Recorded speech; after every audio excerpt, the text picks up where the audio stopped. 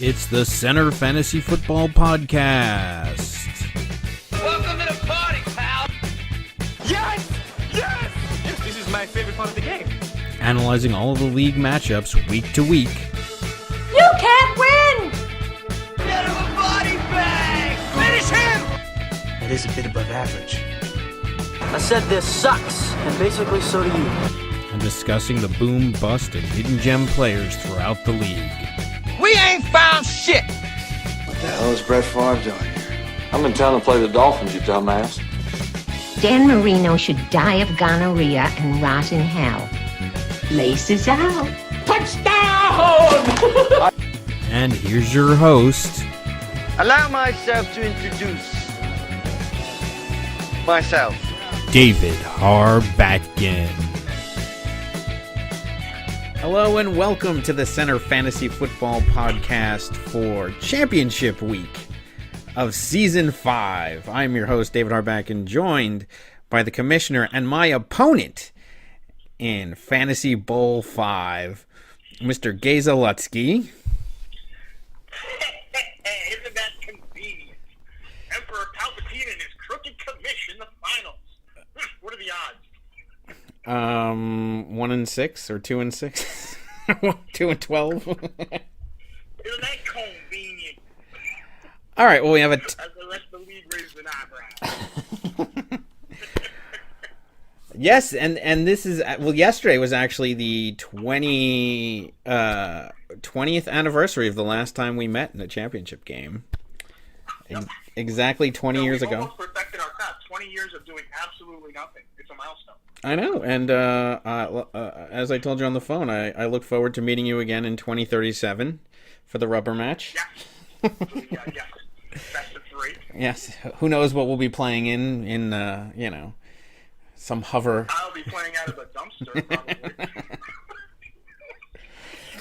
probably. All right, well, so much to get to. We have last week's games. We have, obviously, the Fantasy Bowl along with the bronze medal game. Some talk about the ridiculous shenanigans that are going on, but not much. Ooh, I see you actually play on words like that. I know. Before we get to any of that, though, I do want to take a moment of personal privilege and just mention the passing of my grandmother. Not because it's not...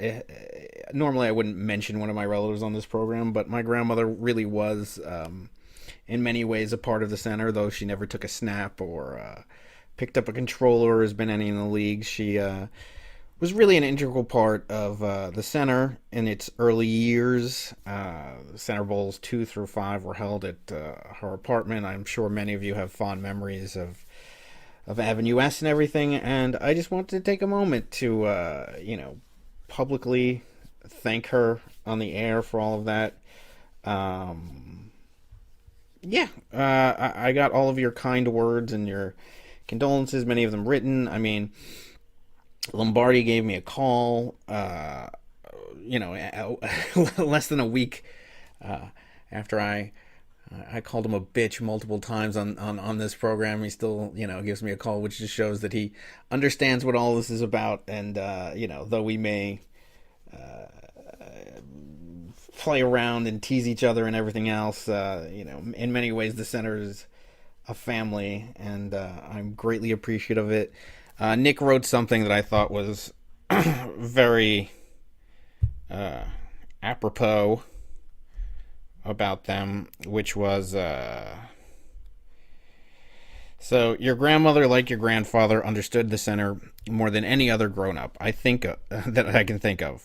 Whenever we were around them, we were all their grandkids. So, I mean, it's really true. I'm not going to belabor the point, but if there's anything that you like about me, I probably got it from my grandparents. If there's anything you can't stand about me, I probably got it from my mother. Just kidding.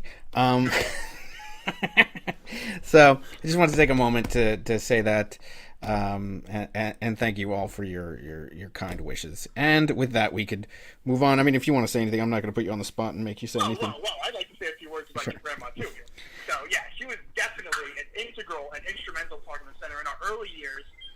games up in Marine Park. I mean, they provided our first quote-unquote stadium because we had nowhere to go. We were playing in, like, what, your mom or dad's backyard.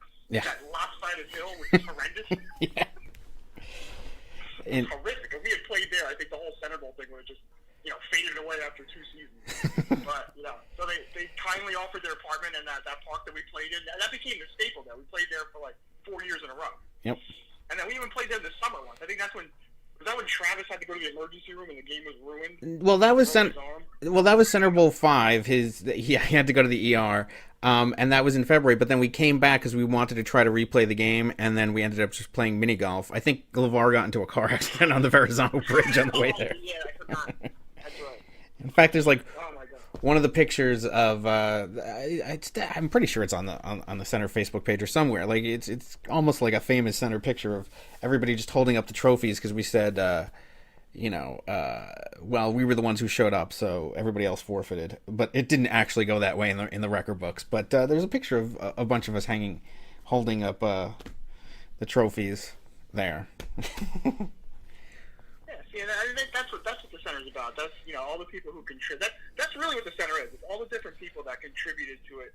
From its early years up until the current day. She was definitely a major contributor along with your grandfather. So, I unofficially dedicated that game against Eugene to Renee Harbakin. So I'm glad everything went well. Well, she was watching over the Hagglers on Sunday. Well, and then she'll be watching over me this week, hopefully. Well, we'll see. We were pretty close too. So, your grandparents, they're like, oh, geez, he's going nowhere, but we like him. Yeah, we'll see. We'll see which one determines it.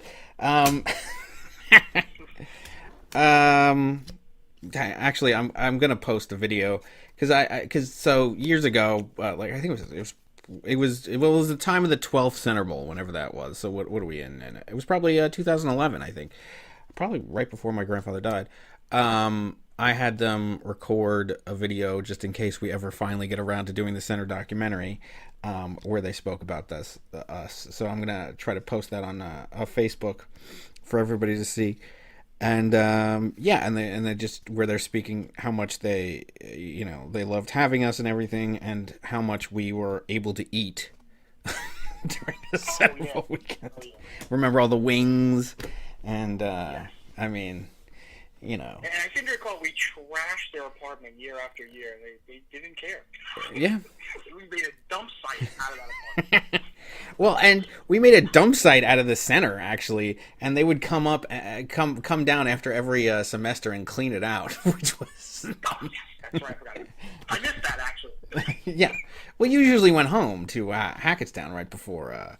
I would stay until the bitter end because it was because I wanted to avoid going home to my family, but I would have to clean they would have to help me clean out the mess at the end. But yeah, so. Oh yeah, it was quite a mess. I wanted no part of that. Of course not. Yeah. So, yeah, and it is what it is. Life is it is what it is. But no, they were hugely important to the Center, and I am grateful for everything that they did, just for me in life, and particularly for this group, which is what's applicable during this podcast. So, anything else you want to say? I don't need to say anything else, I don't think. No, I think that pretty much covers it. All right, so let's move on to the actual games. So last week was semifinals week. So we have one game that, first of all, I think both of these games were upsets. The two teams playing in the Bronze Medal Bowl, I thought were going to be the ones playing in the championship, if I was truly honest with myself, but it turns out it was the other way around. I'm surprised by both of these games. I guess technically my game was less surprising than yours, but I guess we'll start with my game because it was vaguely kind of expected. Well, it's not expected, but it's not as much of a shocker. But the 1603ers ended up defeating Nick and Jamie 153.28 to 114.32. Really just a dominating performance by the 1603ers. Nick and Jamie had an okay game. They were hurt by the Antonio Brown injury, but I didn't watch these games because I was on the plane. But I'll I'll let you kind of describe what you saw at least. I did see the Saturday night game, or at least the scores, because Kareem Hunt, I got out of Saturday. He had 39.60 points, 10 for Kelsey. So I think I had 55 points after the end of Saturday. So I thought, okay, this might actually work out. And then Sunday came around. I got off the plane, and I saw, wow, I have a pretty damn good score, and I felt confident about that. But they still had the New England game to go, which I didn't watch at all, and I know Brown went down, but it just wasn't enough, which is what I was hoping for, because they were so reliant on the game. But yeah, I said I'd let you talk about this game, but I kind of haven't. But go ahead. Go ahead. Yeah, so Antonio Brown went down pretty early. He got into a collision in the end zone. I thought he broke his leg or something, because at first he was just like grabbing his ankles, as Nick and Jamie were. Apparently, because once you lose Antonio Brown, you're done. Yeah. I mean, you're finished. So he ended up getting helped off the field, and that's when I knew they were in big trouble. But they're actually in big trouble long before that, and it all happened on Saturday night when this ridiculous Kareem Hunt decided to, the Chiefs are hot again. So he got 39 points. I had the kicker, so I was rooting for field goals, and this son of a bitch, he just kept getting first downs and touchdowns. Luckily, he actually dropped another touchdown because the ball scraped the ground and they reviewed it. Otherwise, he'd be in the 40s. He'd have Todd Gurley numbers. But, yeah, Hunt had a fantastic game. I mean, Brown, I don't know if Brown would have made much of a difference in this one. This was just a show by her back end. And I've been, touting Nick and Jamie for the last 3 weeks. Like, this is the team to watch out for. Can't wait till you play them, Dave. And this was a spanking. This was just a flat-out spanking. Gronkowski did his part. Brady had a tough game. This was a tough matchup. And we'll talk about matchups more in the second game that we review. But this was matchup-based as well. I mean, Robert Woods came back, had a decent game. And, Lewis, I mean, it was all Patriots versus Steelers. And, with Brown would have made a difference, and Brady it would have had to been a major shootout. The key here, this Williams guy with Aaron Rodgers coming back, the Packers were a mess. Aaron Rodgers, I think, threw 3 picks. It was a nightmare. So he just tried to be the hero like Russell Wilson, and, it really hurt the running game for Nick and Jamie. And, the Boswell, the guy they paid $30 for that kicker for, came through with 8 points. And the Saints' defense against the Jets, I was a little bit surprised at, because the Jets suck. They had Bryce Petty. Their quarterback got knocked out, and they still put up 19 points. So, Nick and Jamie, of course, who I thought would have a quiet week, ended up bidding, which was a little inconvenient. I would have liked to have had the Saints, but as it turns out, I'm glad they got it. Yeah. Yeah. So, I mean, at almost all the positions, Nick and Jamie were beat except for 3. So, Nick Foles picked up last week, ends up getting 33.48 points, almost doubling Tom Brady's numbers. Not exactly, but, close. So that was huge. Even Thalian, who only got 6 points, this is one of his worst weeks in a while. I mean, he's still got more numbers than Antonio Brown. Now, obviously, had he not gotten injured, he would have gotten more, but still beat them there. There was a tie at the wide receiver position with Wallace getting 14.9 as well as Alshon Jeffrey getting 14.9. And then the running backs, I mean, that's where a huge difference was made. 25.6 points for LaShawn McCoy to Dion Lewis's 15 and 39.60 for Hunt to Williams' 3. Gronk did outplay Kelsey, getting 27.8 points to Kelsey's 10.6. And then Robert Woods got 16.5 to Alfred Morris's 8.0. So he did win that matchup, doubling his point total. But at that point, it really didn't matter. I had already won by the time that Alfred Morris's game happened. And then Zerline did get 2 more points than Boswell before the Hackettstown Banana Peel Department decided to injure him for this week's game. And then, yes, the New Orleans defense, though they only got 6, they did get 1 more point than the Denver Broncos. But all in all, just, this might be their second, the 1603ers' second highest total all season long. And I'm thrilled that it happened at the right time.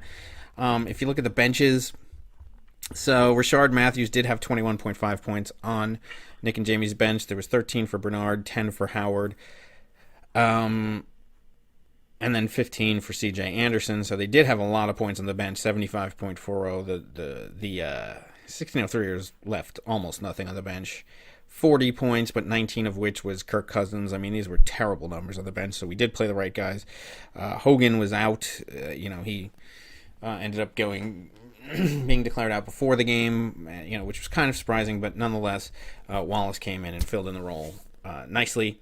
So yeah, I mean,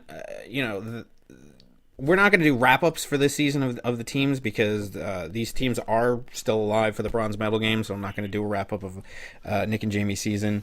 We can do that next week on the final program of the season when we go over that.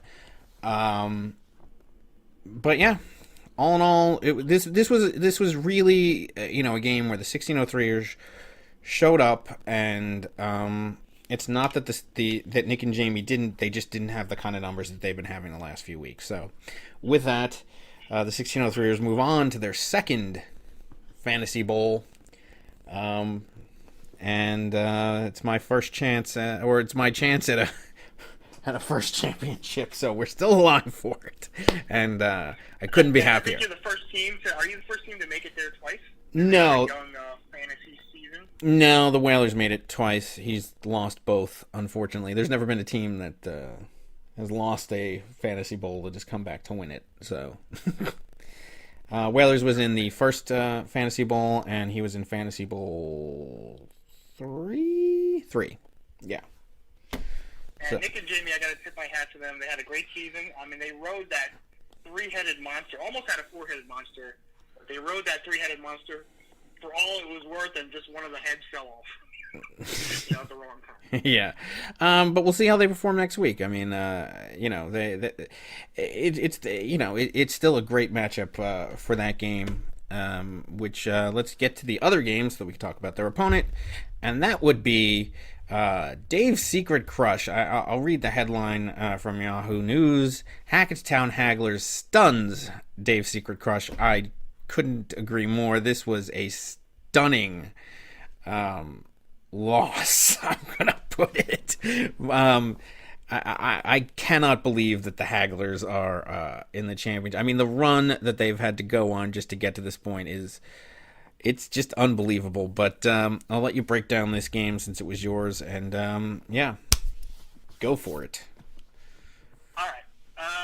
So this game, I mean, all the action started, I guess, on Thursday for me with Jack Doyle and Denver. I mean, he got 11 points. And then on Saturday, the kicker got 14, and he missed a 50-yard field goal. All right, so that was a nice 5 points he would have liked to have had. But we don't usually get off to that kind of start. So I thought we were going to get a lot more points. And then, of course, it was typical Hagler fashion. If they get 100, it's a good day. But more on Eugene's side of it, this is where we alluded to the matchup situation. He had some really tough matchups this week, and none bigger than the Rams-Seahawks game.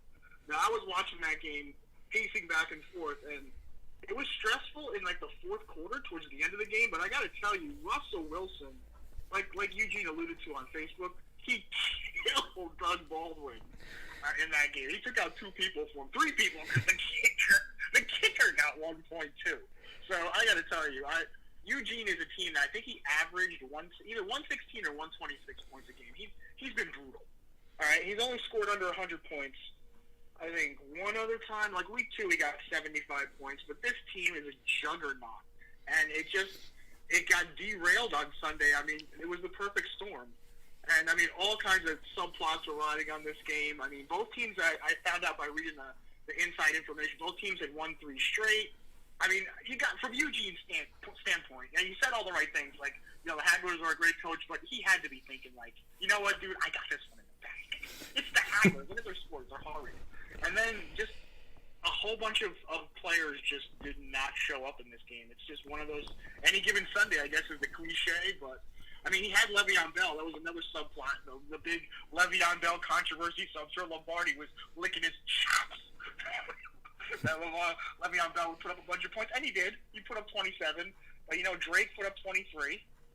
Diggs actually showed up. Fitzgerald, I don't know what happened to him. He had like 5 or 6 points early in the game and then just vaporized. The rest of the Eugene team, he just disappeared. Westbrook didn't really do anything, but Baldwin, I mean, that was a massacre in the Rams game, unfortunately. So Baldwin got sabotaged. Joe Flacco, this brings up an interesting point. Eugene pulled a perfectly legal and diabolically dastardly maneuver where your opponent picks up all the good quarterbacks. So the Hackettstown Hagglers woke up to dismay because he had picked up Blake Bortles, he had Roethlisberger, and he picked up Jay Cutler. I mean, some of those quarterbacks would have been nice to have on my team now. Thanks for shocking me again. But, and thank you. An actual, authentic thank you for doing it this week. Well, yeah, that's great, yeah.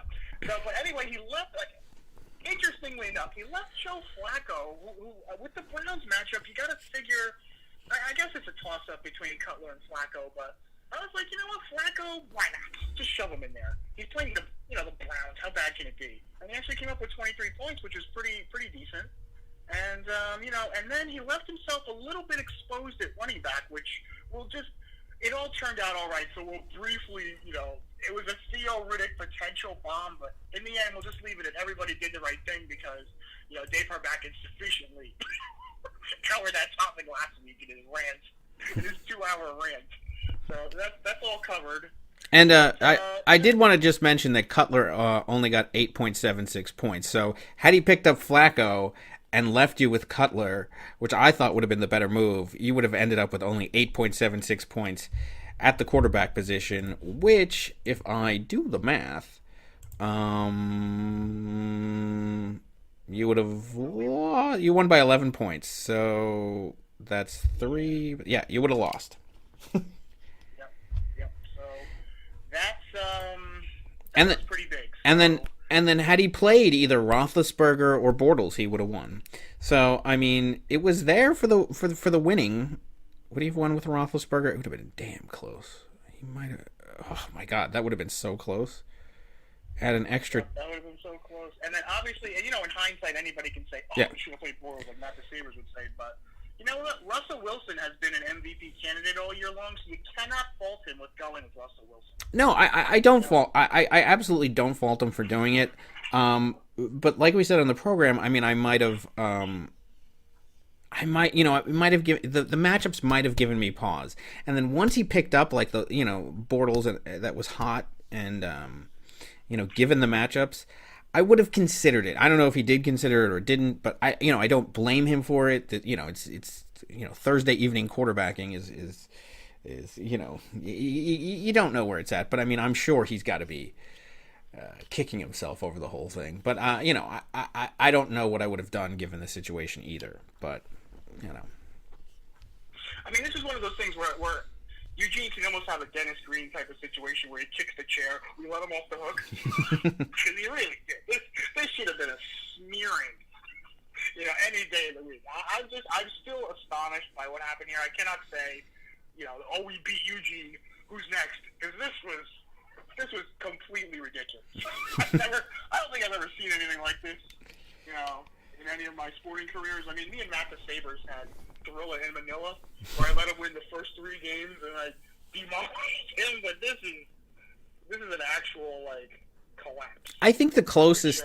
I think the closest thing in the center to an upset of this level would you would have to go back to the series where Sorrow beat you in season 10 of the BHL, where it was that was the year that Nick had just found out about the CAG and ended up being me, and then so we were all gone. I mean, and so this is as colossal.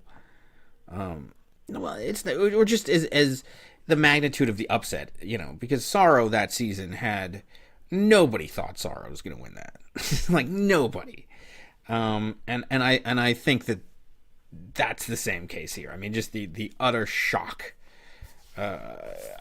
You'd have to go back about 20 years to find an upset of this level, because Eugene, I mean, he's basically, ever since Nick's collapse with Aaron Rodgers, I mean, Eugene has been I mean, it's been almost neck and neck between me and him. The odds maker had to think that this was going to be, Dave's secret crush versus versus somebody, and maybe even Dave, fantasy bowl. But I mean, the Hagglers are on quite a ride right now. Well, I gotta say, hats off to Eugene. An outstanding competitor. Well played with the Le'Veon Bell deal. He made the most out of Le'Veon Bell, and he really did the right thing with the Riddick situation. I mean, hats off to him for being a gentleman. Yep. I was gonna say that next. Yep, he did. He made the right choice, and very, very classy move right there. And what else was I gonna say? And fortunately, I'm just thrilled that it didn't blow up where it was like Riddick got this like huge score, and he would have won by that, and by doing the right thing, he would have been eliminated. So I'm just glad to see that Powell got more points than Riddick, and that it didn't make the difference in the game. I'm just thrilled about that, and certainly this is something that we're going to address going into next season. In hindsight, this is like one of the most bizarre things. Eugene really benefited and really got shafted by that offsides penalty in the Steelers-Bengals game. Yeah. Because it looked like the Hagglers lucked out, but I don't know what would have happened had that not been offside. So it would have been a different matchup, and the Hagglers get rolled last week and this week, depending on who they're playing, if it was any other team. But Eugene gets the bye. I get minor in the Kamara concussion, right? That was the concussion week, and Eugene has this kind of tough. I mean, I don't know. This is just fate. Well, more than anything else. So if you don't have the offsides, then Nick and Jamie would have played minor last week. They would have won. So and then the Hagglers would have played Eugene. So Eugene would have eliminated the Hagglers. This would have been a game versus Eugene versus Lombardi, and Lombardi ended up with 128 points last week. So Lombardi would actually be in the championship game had it not been for that offsides, which would have been interesting, an interesting matchup, and the Hagglers would have just been eliminated.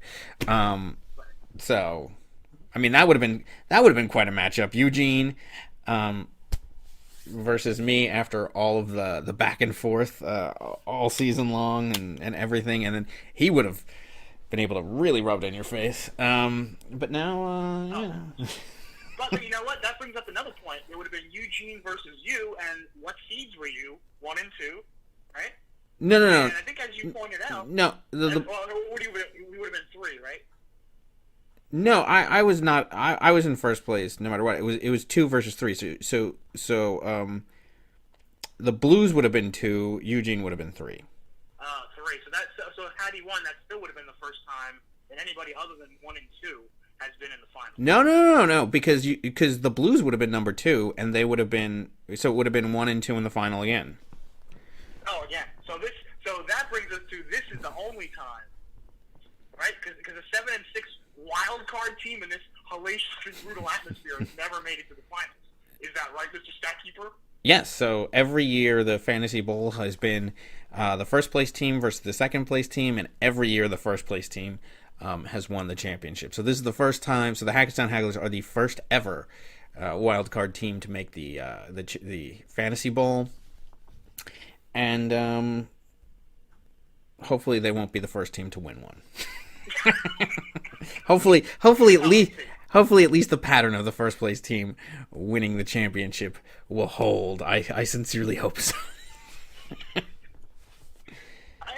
I'd like to get a little bit of league reaction on this. Like, who do you pick here based on what's happened? Because I think that nothing's changed. I think the rest of the league is going to pick, the 1603 is in a landslide. I just think so many things have happened that you just can't.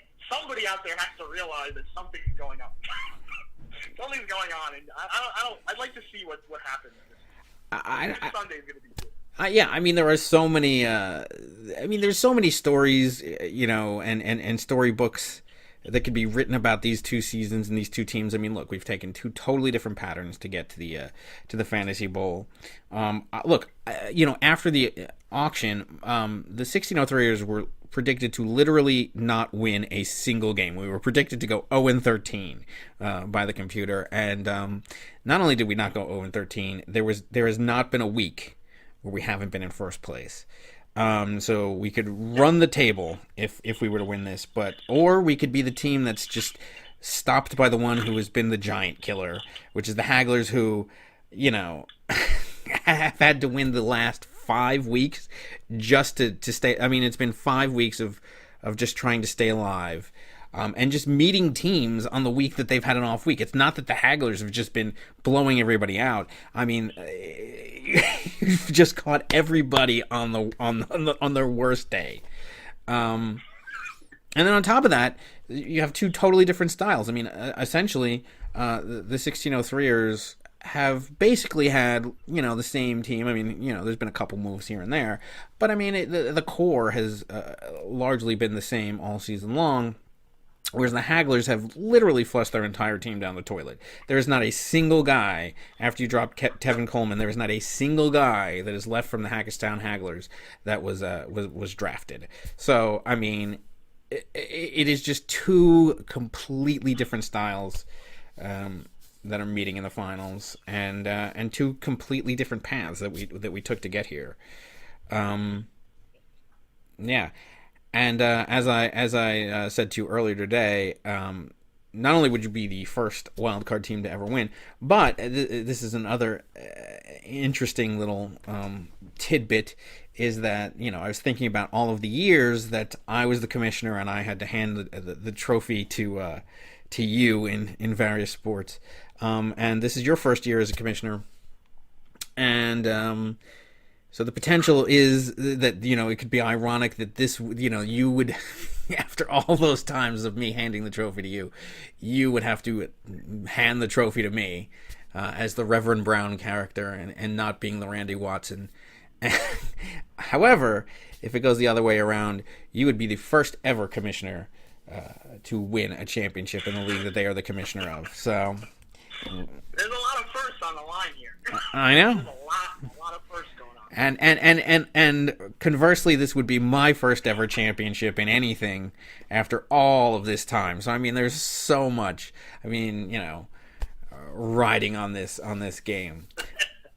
Now the league knows we can't have you win anything. So there's a lot of pressure on you. I know. Believe me, I've been spending my time watching, coverage of. He's been doing Dan Marino isotone commercials his whole career. This is his shot at the mountaintop. Yep. Like, do we go down as the Dan Marino? I mean, not that I'm retiring now. I still got a long time in me, but when we finally can shed the Dan Marino label here, finally, or do we just, I mean, all of these teams in major sports, the Red Sox, the Cubs, the Cavaliers, so many teams have finally gotten, to the promised land. Can we join them, or are we just going to be the 86 Red Sox and the 84 Cubs? I don't know. It's we'll see. Well, he's been hearing races out days from Ace Ventura, from old ladies on the sidewalk for the last 15 years. So this is it. But look who stands in his way. A familiar face once again. No, not the bad dude. You're not going anywhere, buddy. Yep. And our only time in all this, in all the years of the Senate, the only other time that we met in a championship was literally 20 years ago yesterday. So, and you demolished me 4-1. So, I think I won the first game of the series, and it was like, whoa, wait a minute, and then you just nicely took care of me. But you were the heavy favorite that year, obviously, and now have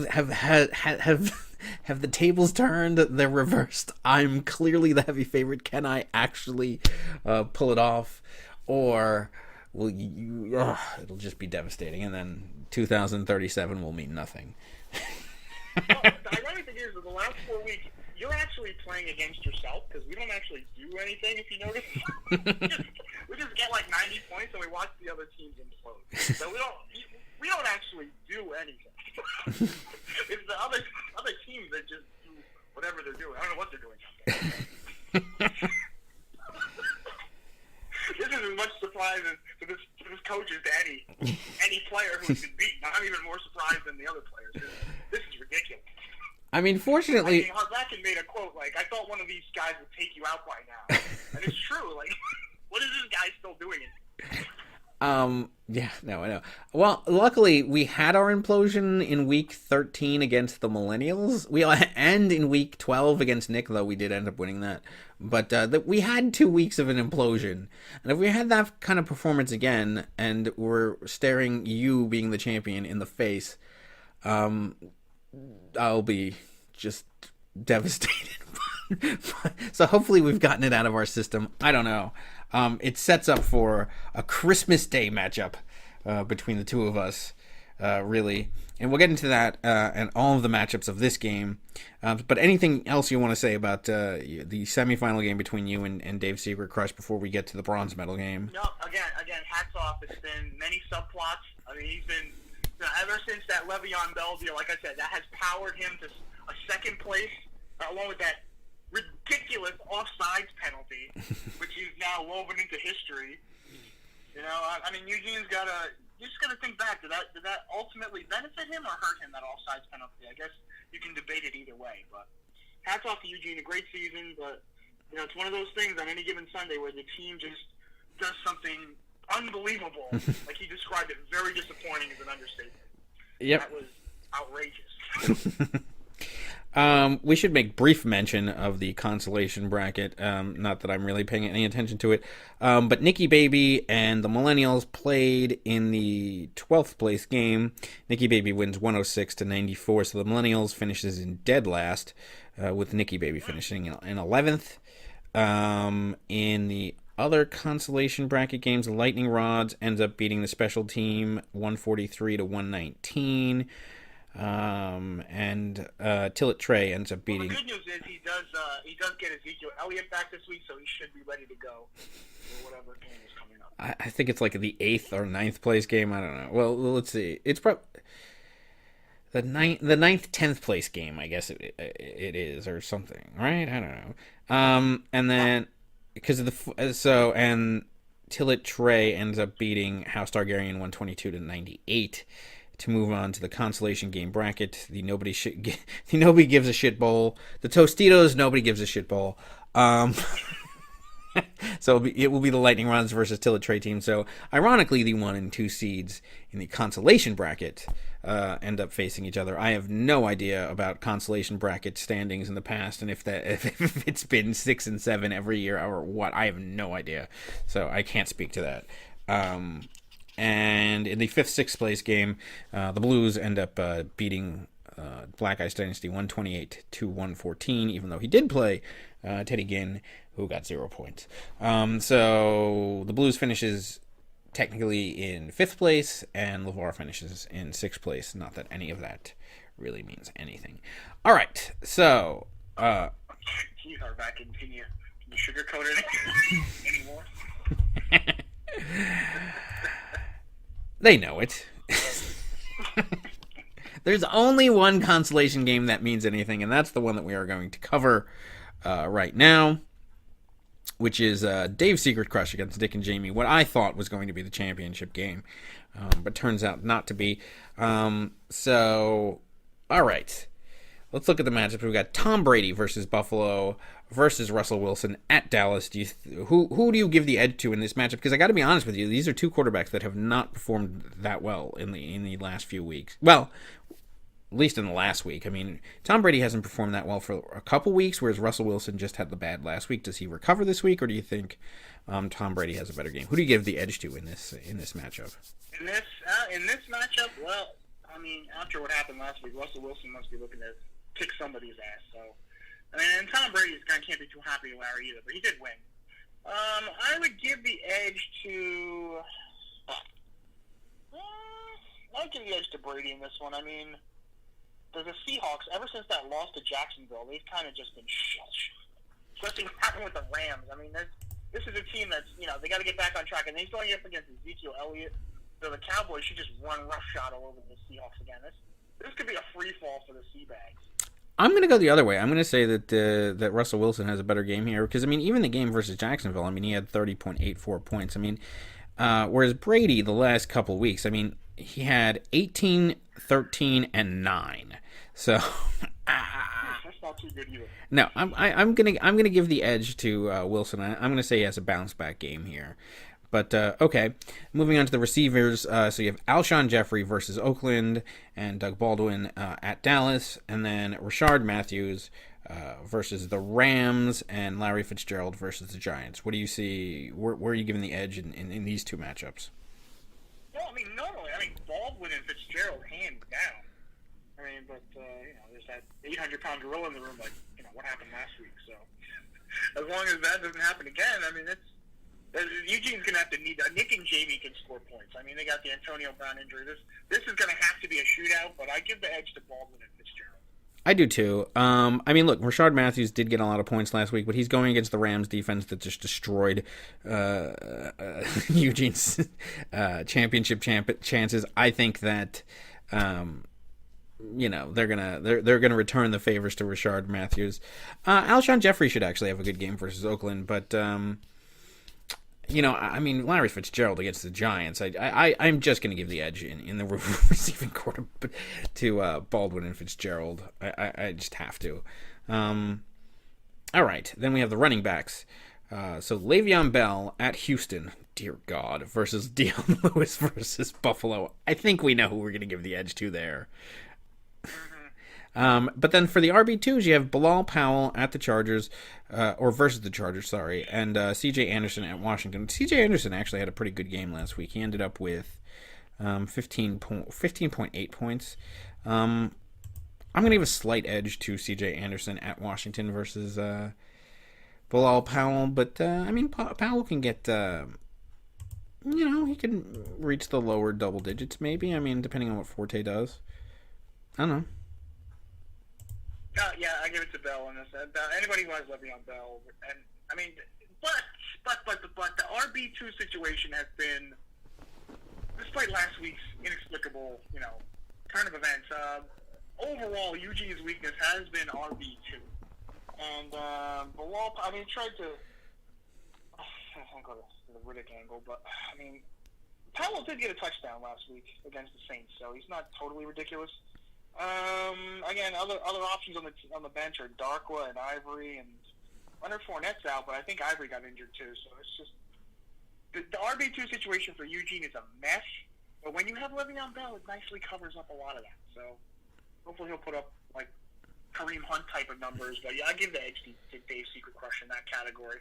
Yeah, I give the edge to him in that overall category. I think C.J. Anderson might outperform Bilal Powell, but I think that Le'Veon Bell will more than make up for the difference, with both of them. Now we get to a category that I think we're both going to say that Nick and Jamie has the edge.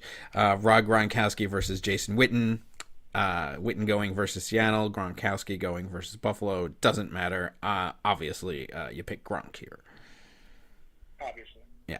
Then you have the kickers. So you have the Seattle kicker, Walsh at Dallas, and Boswell, the Pittsburgh kicker at Houston, the guy that they paid whatever ridiculous ransom for him at Houston. I guess I'll give the edge to Boswell there.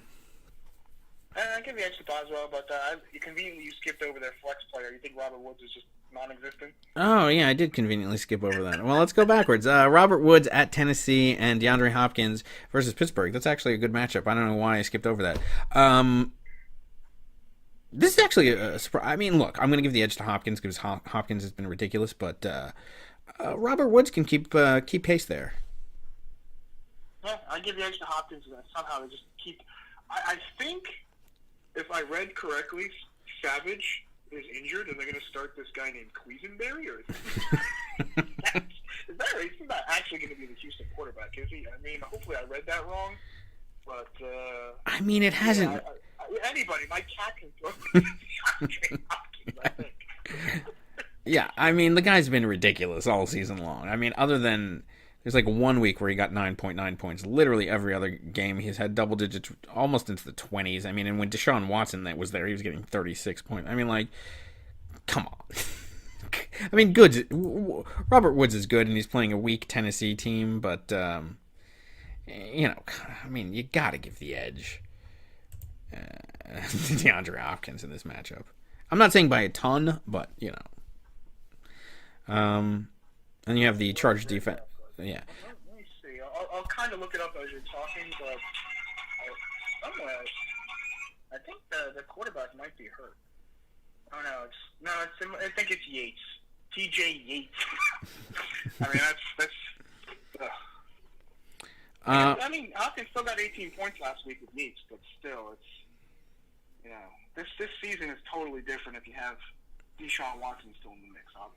Yeah, but even without him, I mean, he's still catching it. I mean, because it's all the, your cat would, even if your cat was their quarterback, your cat would be throwing to DeAndre Hopkins and he would get a decent amount of the receptions. So. That's accurate. Yeah. All right, so then you have the Chargers defense at the Jets versus the Philadelphia defense versus Oakland on Monday night. I'm going to give the edge to the Chargers against the Jets. I just think there's going to be more turnovers there, even though the Oakland games are usually shootouts.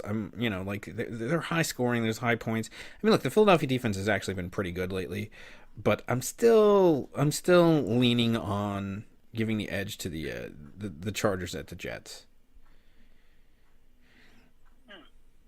I don't know. I would give, the Chargers had a collapse against the Chiefs. I don't know. They look really, really bad.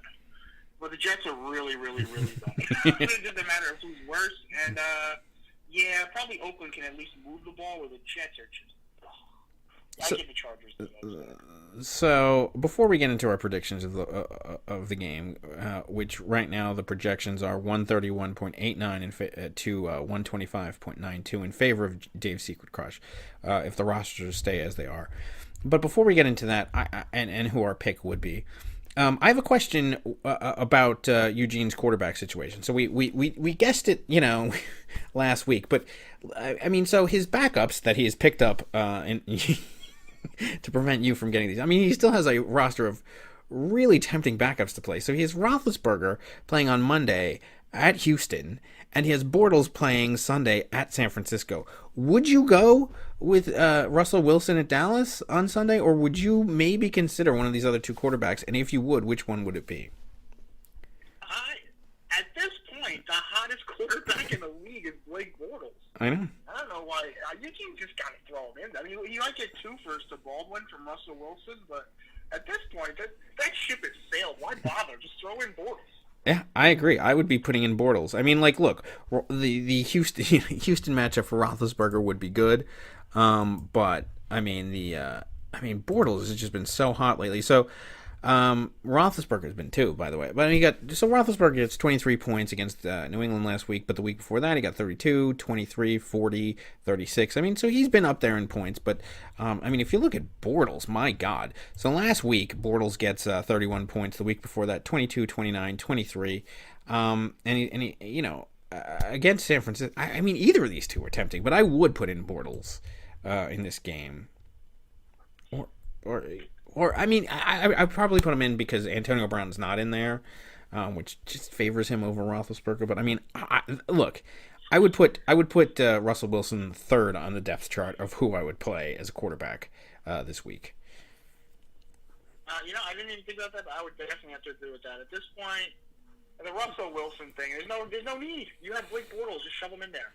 Yeah, I mean, normally I would. Yeah, no, I mean, look, I do think that he'll have a comeback game and he'll be fine. But I just think that the other two quarterbacks are just much, they're just having a better end to the season, and I think you got. I mean, these are not like, at least, well, Bortles is a shit quarterback, but the way that he's been playing lately, how can you not put him in there?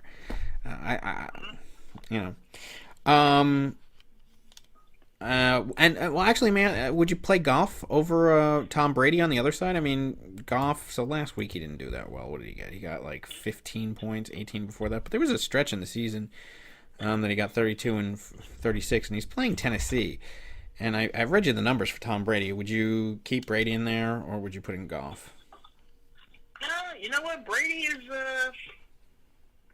difficult to predict him. I mean, Goff is he's on fire. Again, it's the same thing with Bortles.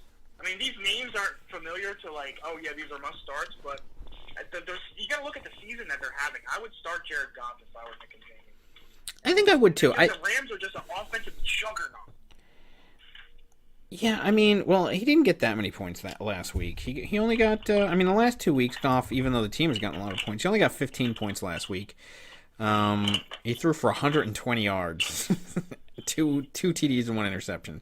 I mean, they won 42-7, but, and the week before that, when they won 43-35, he had 199 yards and 2 TDs. I mean, he's not lighting it up lately. I mean, he's got Gurley. I mean, he can throw it to Gurley. I mean, Brady's good, though. Well, if that's the case, then maybe it's more 50-50, but I don't know. I mean, but Brady has been... but in that same period, Brady got 18, 13, and 9. Yeah, that's not exactly lighting up the scoreboard either. I would have thought that you'd be talking that way about Tom Brady. I know. I mean, either way, he gets... he could get 2-fers with Gronk or Lewis... Whereas if he plays Goff, he could get 2-fers with Woods. So, I mean, either way, I mean... I don't know. It's a tough choice. All right, well, the computer is listing Dave's Secret Crush as a 55% favorite to 45%. I think I'm going to go with Dave's Secret Crush. I look at these matchups. I think he's got the edge there, especially with Antonio Brown going down with the injury. Look, Eugene has been... if he doesn't win this, and doesn't walk away with at least 3rd place, that's got to be killer. But I think that he comes through. I think that last week was just an aberration. I mean, look, Nick and Jamie can put up points, absolutely. I don't deny that, and I think this will be actually a close, exciting game. But if I'm going to pick one of these two, I'm definitely picking Eugene to win this game. I mean, this very well could have been the finals matchup. Yeah. I mean, very well, very easily could have been the finals matchup. Yeah.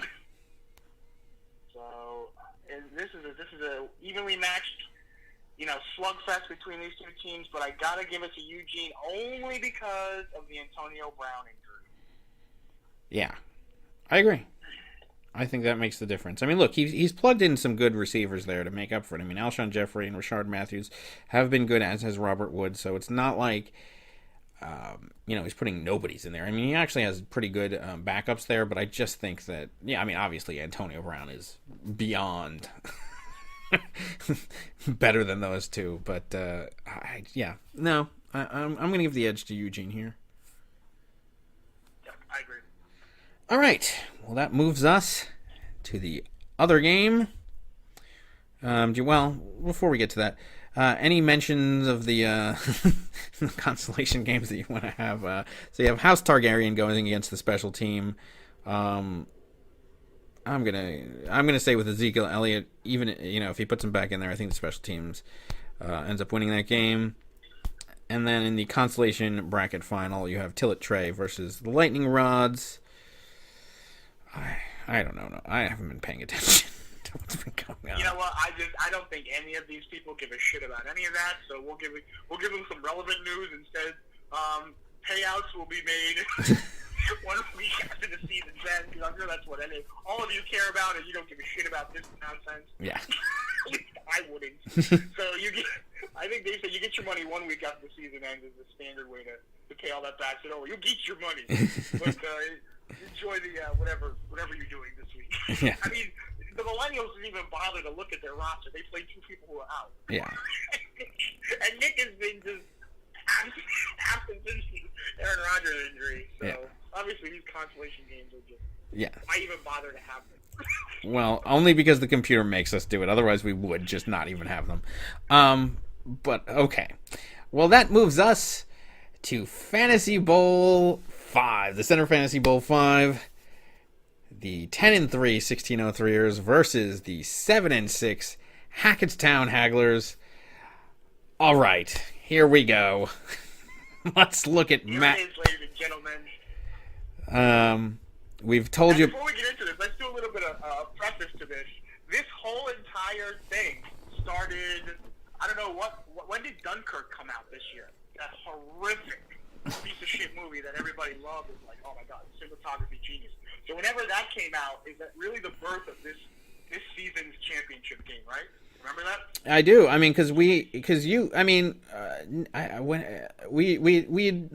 don't usually talk that much in the off season or whatever. I mean, we do occasionally, like every few months or whatnot. But yeah, I forgot why. Maybe I called you just to complain about Dunkirk. I didn't know if you had seen it or not. But yeah, it was the biggest piece of shit I've ever seen in my life. It had no plot. The history of movie making, right. a turd bucket of a movie. Right, and everybody was talking about how much they loved it and how great it was. Let me tell you something. That was the worst piece of shit I've ever seen. And I called, I called you up to complain about it or whatever it was. Or we started complaining about it and we were like, that was the worst piece of shit. And we talked for like 6 hours about how bad that movie was. And now, for those of you who are wondering, what the fuck is this? Get to the point. What does it have to do with anything? Yeah. Well, it just so happened that this conversation occurred at 4 or 5 in the morning Eastern time. A little nod to Matt Lombardi's, I'm so pissed off that these guys always pick up these players this early in the morning. Well, this is how this whole thing started, as a matter of fact, because at the end of this exhaustive conversation, Dave started saying, like, oh, some of these people in the league haven't gotten paid yet with Nick as commissioner. And you know what? We got to get this league moving. It was getting late. Well, Nick was also resigning. Nick had told me that he didn't want to be commissioner anymore, and he was thinking of resigning. So then I think Dave put up to a vote, and Lombardi nominated Eugene, who wasn't even in the league. And the league was just going nowhere. Okay, the commissionership-wise, like it wasn't going anywhere. So Dave's like, "You should be commissioner." I was like, "Whatever." So after hours and hours of complaining about Dunkirk, I was like delirious, and Dave's like, "You know what? I'm posting this on Facebook. I'm nominating you for commissioner." And the rest is history, all right? So then we roll into commissionership, and that's the only reason I'm in the league, actually. Because a bunch of people didn't get paid last year.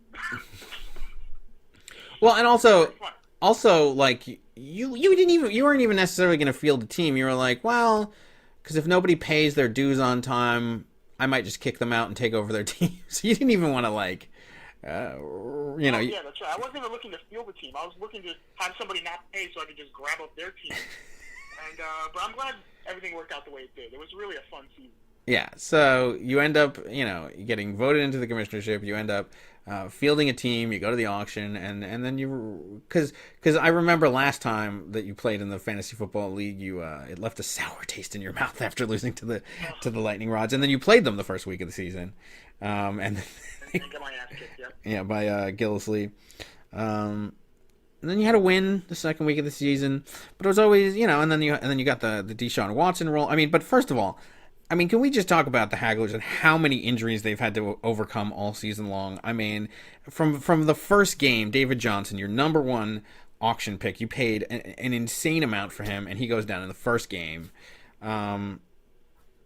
Yeah, and then afterwards, you're struggling at quarterback. You end up picking up Deshaun Watson, and he injures himself in practice. I mean, how many, and then you put in McClown, who ends up getting injured in a playoff game, but you still win. I mean, how many things has this Hagglers team had to overcome just to get to this point? I've been screaming for the Ezekiel Elliott suspension for 12 weeks. There's something ridiculous. And then he finally gets suspended, and these idiots don't do anything. I mean, there's been such horseshit this season. We've had a loss to the Millennials where Marvin Jones Jr. got a ridiculous amount of points and got the last reception of the game was just enough for the win. I mean, there's been some horseshit. But you know what? The sweet part about all of that's in the past. It's a whole new, fresh, it's winner take all. All that shit doesn't matter right now, but this has been a hell of a season. Yeah, and for the 1603ers, like I said, coming out of the auction, they were ranked dead last, projected to get 0 wins, go 0-13. And from the first week on, Kareem Hunt just won the game on that Thursday night versus New England to start the season. He was on a roll. And then Odell Beckham was injured at the beginning, and then he came in, and he was, dominating the league. Then he has an injury, so he goes out. But we had guys to, step up, throughout the season. And, I mean, essentially it's largely the same team that we had. And then, we never had a quarterback all season long. Who were we rolling with at the beginning of the season? I mean, who was my... it's been horrid. I mean, we had Roethlisberger and Stafford. We traded you picked up Carson Palmer.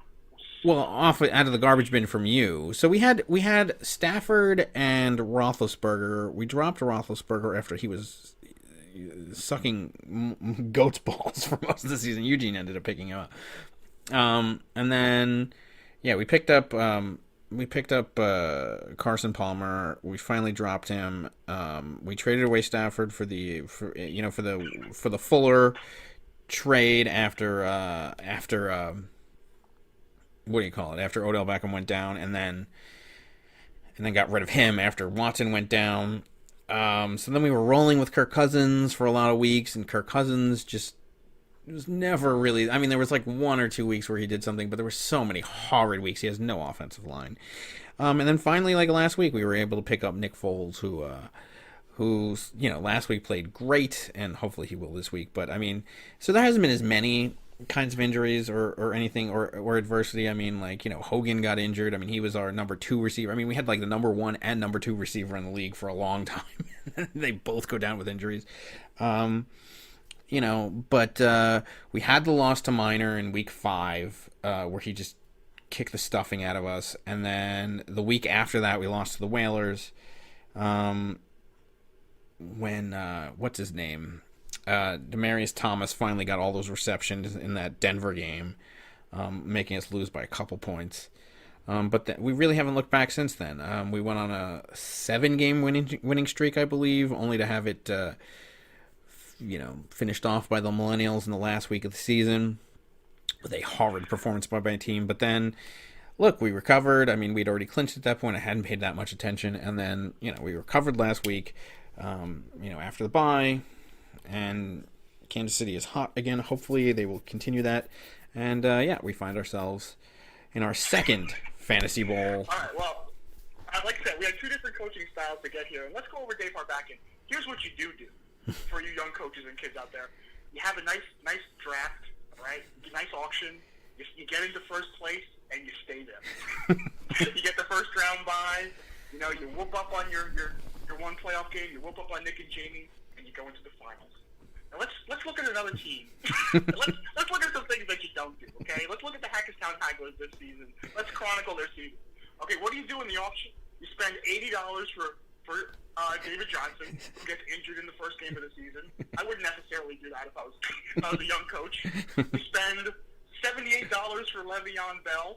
Okay, you trade him away for garbage. for Doug Martin and Stephon Diggs. But Doug Martin's not even on the team anymore. And Stephon Diggs, I mean, he finally did something last week after he tore his groin, bopping his banana or doing whatever he's doing. Like, you don't do that. After you spend all your money on 2 players who get injured and you trade away, you spend the rest of the auction in the garbage bin like a bitch, hoping somebody leaves a crumb for you to draft. Well, you also you spent all that money on Forte. Right. That was later on. That was in the free agency debacle. So we'll get to that in a minute. So then you go through the season. You lose in the first week to a bunch of horse shit, right? You go back and forth. You finally hit pay dirt with Deshaun Watson, and what happens? He gets injured in practice. Okay, who gets injured in practice? Okay, so now you're a joke again, right? So what do you do as a team? You spend all your free agency money down to 0 by week 4. That's another great move by a brilliant head coach. So you have no money, you have no team. So what do? You throw them all in the garbage, naturally. And you start each week with a brand new set of losers. And then what do you do for your running back 2 position after you trade away your superstar? You wait for somebody to be suspended all year. And then finally, when he's suspended, you pick up the backups who don't do shit. All right, so far this is textbook on how not to make the playoffs and not to make the championship. Then what do you do in the playoffs, right? You make sure that the other guy's key player gets a concussion. So write that down. You got to have that. finally, you got to have the other team have 3 players get, like 2.6 points at the halftime. These are all ingredients for success. And where should you end up? Below the millennials, but where do you end up? People, anything is possible. I'm telling you, in fantasy football, literally anything is possible. I mean, you couldn't have the worst, this is the worst coaching decisions in history. But sometimes it works, fellas. Sometimes it works. Yeah. All right, well, that leads us to where we are. Let's look at the matchups, position by position. So we have Nick Foles versus Oakland going against Joe Flacco versus Indianapolis. Now, both good matchups for these quarterbacks. I don't know. Where do you... but I mean, Foles, come on. I don't even know if Flacco's going to be playing. A lot of these players are hovering around the garbage can. So, right now, Joe Flacco, it's either him or some other loser. So, you got to give it to Nick Foles. He's hot. He's red hot, taking over for Carson Wentz. The team's on a roll. But you know what? They have everything all wrapped up. So, I don't... But still, it's Oakland. Oakland sucks. So, you got to give the edge to Nick Foles on that. And then we actually have an interesting matchup between 2 Minnesota wide receivers. So for most of the season, Thalian has been getting the targets and the catches, whereas Diggs has not. But that changed last week, where Diggs actually got way more than Thalian did in terms of points. Is that going to continue as they both play against Green Bay this Saturday night, or which one of these 2 receivers do we see topping the other? This could go either way, this matchup, because this one could go either way, actually. But I mean, you have been calling Thalian Case Keenum's butt buddy. Oh yeah, he's his quote unquote lover. He loves himself some feeling. I mean, he just snatched the ball and looks his way immediately in quadruple coverage. And for whatever reason, that didn't happen last week. So maybe that's a sign of something's happening over there. Maybe they had a fight or something. But I'm sure they're back together again for this game. So I just question that whole mess over there. I mean, Thielen's good, but I mean, Stephon Diggs is. I mean, there's the Eugene trade, ironically, playing a factor last week, and then hopefully, something will happen with Diggs this week. But I'm not. Diggs is. He's not exactly a dynamo. He is a haggler from 2015, so Oh yeah. But it is part of the controversial trade that Matt Lombardi was just bringing. Does this actually help out in the long run? Well, we'll see. I don't know. Yeah, we will see. And then we have Mike Wallace versus Indianapolis going against Westbrook at San Francisco. Now, positive matchup for both of these teams. But Westbrook did not get the touches last week. He only ended up getting 4.1 points, and that's after 4 straight weeks of double digits, as opposed to Wallace, who ever since he's come back has gotten double digits. He had 16. Oh no, he didn't. Well, he had 14, 10, 16, and then there was 9.8. But Macklin's not even in the game. He's the only receiver in the game for Flacco, going against the very porous Indianapolis defense. I mean, look, if Westbrook somehow gets all of the touches, he could, perform well, but otherwise I'd give the edge to Wallace here. I have to give the edge to Wallace. Cole and that other fool on the Jaguars stole the show last week, and they're probably going to do it again. I don't know. I just have no luck getting anybody the ball. We put everybody in the right matchups, but they just do not get the football. I don't know what's going on. Westbrook had a horrid game. He was wide open on all the passes, but they decided to throw it to Cole, who, conveniently enough, ends up on Dave's team for a mere, $5? Flat broke, as we mentioned earlier. In the land of $0, $5 is king. Yeah, so let's skip down to the flex position. We have Cole right now going against Sterling Shepard. Shepard is going at Arizona. Cole in the San Francisco game once again. So I mean, if you match him up against Westbrook, I mean, it's really once again a question of who does the quarterback turn and throw to. I mean, there's still a chance that I might play Kendall Wright, who I also picked up this week, going against Cleveland. I don't know, but right now I'm kind of leaning towards Cole. Either way, I think both of them should be better than Shepard.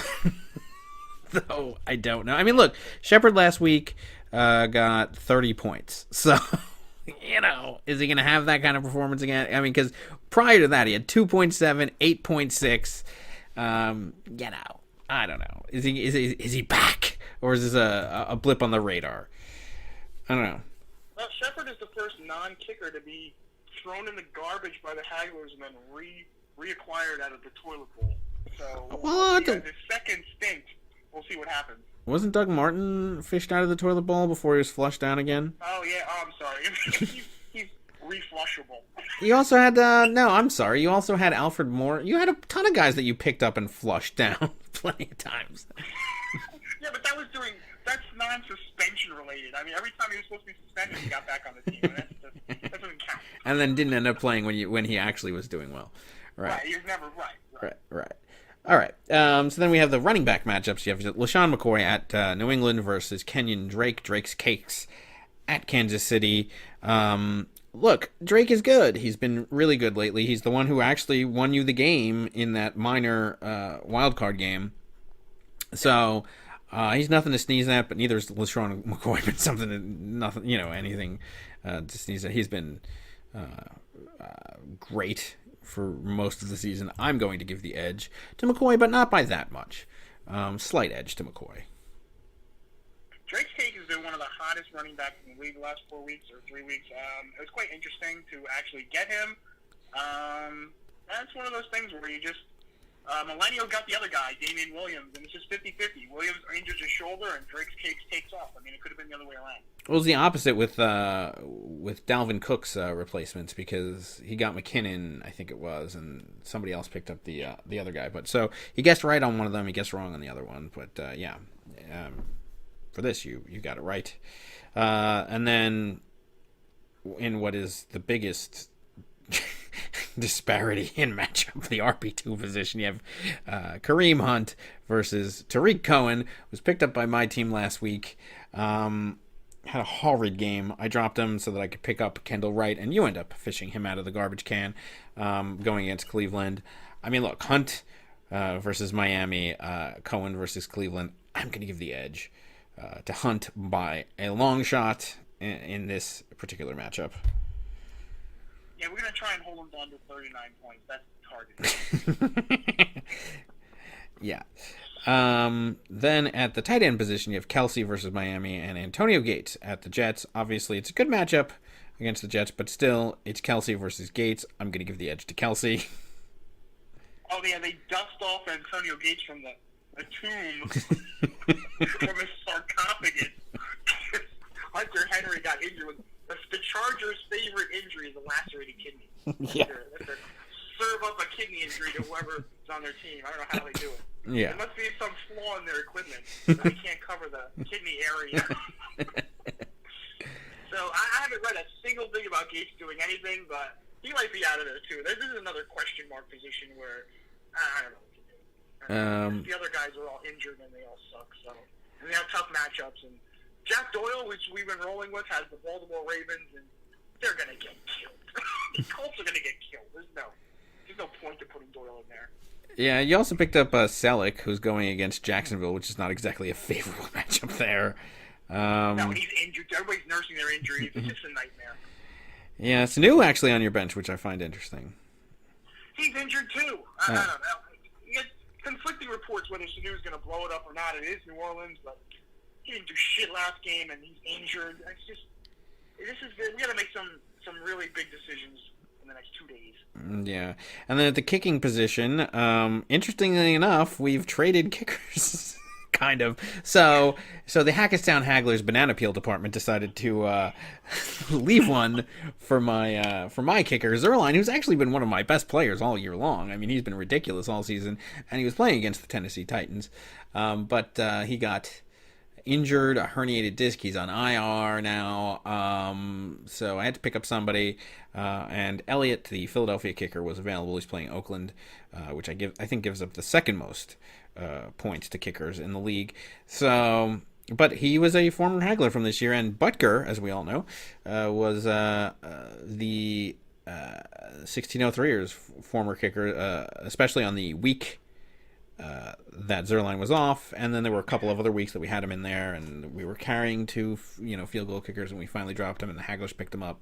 So we've kind of, traded kickers throughout the season. I end up with yours, you end up with mine. But it's an interesting matchup. So Elliott versus Oakland, Butker versus Miami. I think these are both they both have good matchups here, and they both can do something. I don't know. We'll see. Yeah, we'll see what the king. Zerline was. We like our players slipping on banana peels during the game, not before. So yeah, that's true. We dropped that banana peel a little bit early. We'll see what happens. Yeah.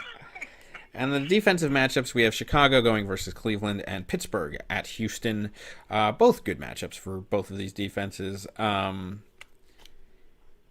don't know. I honestly don't know who I give the edge to in either of those games. I mean, I think there's. I mean, and defense has been very hard to predict. I mean, other than the Jaguars, Nick's best offensive player, defensive have been hit or miss. Excuse me. So I don't know. I don't know who I give the edge to there. So special teams, I actually, kicking and defense, I think it's almost a wash in this. It is. And I did make a bid for the Chicago Bears for $0, but obviously that wasn't enough. Yeah. All right, so on paper, overall, you look at all of these teams, and all of the matchups. I mean, clearly, on paper, one would give the edge, I think, to the 1603ers, a prohibitive favorite. Right now, the projection overall is 124.67, which actually went down from what it was in the past to 110.87, a 62% favorite to a 38% favorite, which, by the way, I think it was like 64 a couple hours ago. I don't know why this keeps going down. It just keeps going down. Which one is making me nervous, but two, I mean, like, the Hagglers have outperformed their projection all the time. Like, 110 as a projection for them is really high. You've been like at like 98 for your projection. I mean, this is a much higher projection for you, and this is a much lower projection for me. I don't know what's going on here. So, I mean, I am not going to go based on the projections. It's useless against the Hagglers. You just got to go based on your gut. And frankly, you have to go based on superstition. So superstitiously, I have, when I've picked against myself, I've won. Therefore, I am going to pick the Hackettstown Hagglers to be your Season 5 champions. In an upset of all upsets. Listen to this. Let's see. I mean, look, how can I'm sorry, I can't want. Look, I have never, ever, in 20 plus years of center sports, won the championship in anything. I've participated in everything. I mean, what? Come on. And you and the Hackettstown Hagglers have won the championship in all but one of the sports that we've ever played. And you've been to the finals in that one, and you won, and you only lost because you were high. And you still almost won. Like, the only time I've ever been high. Yes. How? And that was because your opponent actually gave that to you, so you can get an advantage. So in the Center Xbox Football League. So how? I just refuse to pick myself in this game because I'm not going to open up. The curse-o-matic 2000. I'm sorry. No, I'm picking the Hackettstown Hagglers. Forget about the scores. Forget about everything else. Just based on history, you have to pick the Hackettstown Hagglers to somehow. I mean, look, they shouldn't even be here. I mean, you just look at the road that they took to get here, and. Of course, my best chance at a championship ever, and who is standing in my way? None other than my nemesis from forever, my co-founder of the center, the Hackettstown Hagglers, who are just on the verge of breaking all of the record, just obliterating the record book. I mean, they've held every record anyway, for the most part. most championships, most championships appearances, most everything, and they somehow, all of their opponents on the way to here slip on a banana. I mean, like, they shouldn't be. I mean, like, I'm sorry. I'm sorry. I'm terribly fearful of this team, and I think that they're going to walk away from the championship, and I'm going to be devastated on Christmas Day. Well, I'm certainly picking myself as usual, like I've done all year on the podcast, but I'm also picking the 1603ers to beat themselves. Which will be, it's the only way we're going to win, obviously. Just like the previous teams, they all are going to slip on banana peels. Unfortunately, the matchups favor the 1603ers this time, unlike in Eugene's tough matchup situation. I mean, they're all green. It's a green light to go for the 1603ers. This should be a walkover for them, but we'll see. We'll see if, like, it's too easy. Maybe things are too easy when you play the Hagglers, and teams just don't know what to do with themselves. Like, what am I supposed to be doing, Coach? This is too easy. Look at this team. They suck. Well, we certainly don't have that feeling. We are focused and wanting to beat this team. It's right there. It's right there. I mean, the way you demolish Nick and Jamie, there's no explanation for you to lose this game except that it's fate. That's it. You just demolished Nick and Jamie. You've been in first place all season long. It's been a steamrolling. This one isn't even close. I'm picking myself because I technically have to, but I mean, this is going to be a tough one. I'm still looking for matchups that are going to do anything, and I haven't found any. And we're on Thursday night already, or early Friday morning, so it doesn't look good for the Hagglers. But we will find a way, damn it. We will find a way to win this game. And I think that's what keeps our backing up at night, because when the Hagglers say that, they actually do it. I know. It does. It does. This is going to be a stressful holiday weekend, let me tell you.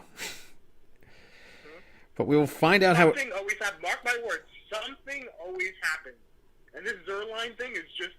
This is an indicator that Dave should be thinking about something. His kicker goes out on IR out of nowhere. Just out of nowhere. Something is going on here. Yeah, these are the things that I'm thinking of.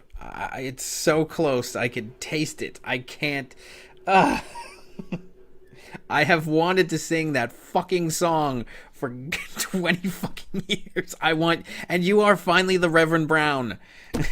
Yep.